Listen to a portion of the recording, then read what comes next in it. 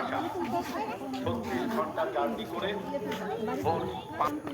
ট্রেনের খাবার খাওয়া বারণ, বাড়ির লোকের আবেদন, মুড়ি চিড়ে বেঁধে তাই আপনাদের শহরে আসা। আমি রবীন্দ্রনাথ নই, আমি নজরুল নই। আমরা যা বলি আমরা তা করি না, আমরা যা ভাবি ওই ভাবার মধ্যেই থেকে যাই। কারণ সত্য কথা বলার মতো হৃদয় চাই, সত্য কথা বলার মতো কান চাই। সেই কান জানি না কি আছে, সামনের দিকে আমি কিছু দেখতে, আকাশে এখন আমি দেখতে পাচ্ছি না রবীন্দ্রনাথকে, এখন দেখতে পাচ্ছি না নজরুলকে, এখন দেখতে পাচ্ছি না জীবনানন্দকে, এখন বাড়ির প্রিয়জন মারা গেছে, কথা দিয়েছিলেন সভাতে বক্তৃতা রাখবেন, তিনি গম্ভীরভাবে গেছেন, বক্তৃতা দিয়েছেন, সবাই অবাক। ফিরে এসে বললেন যে আজকে তার পরিবারের নিকটজন চলে গেছে।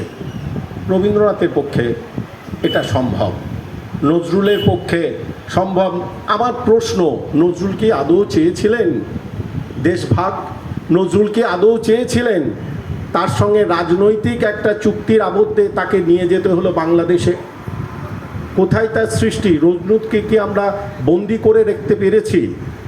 নজরুল, রবীন্দ্রনাথ এরা মানবতার কবি, এরা বিশ্ব মানুষের কবি। আমরা এটা মঞ্চে বলতে পারি তিনি সাম্যের কবি, তিনি বিদ্রোহের কবি, তিনি প্রেমের কবি।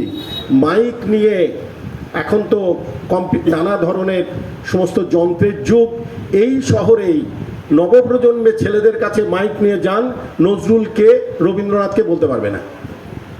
আমি সিমলা গিয়ে, ওখানে আপনারা যারা গেছেন, রবীন্দ্রনাথের একটা বড় মূর্তি আছে, জিজ্ঞেস করছে যারা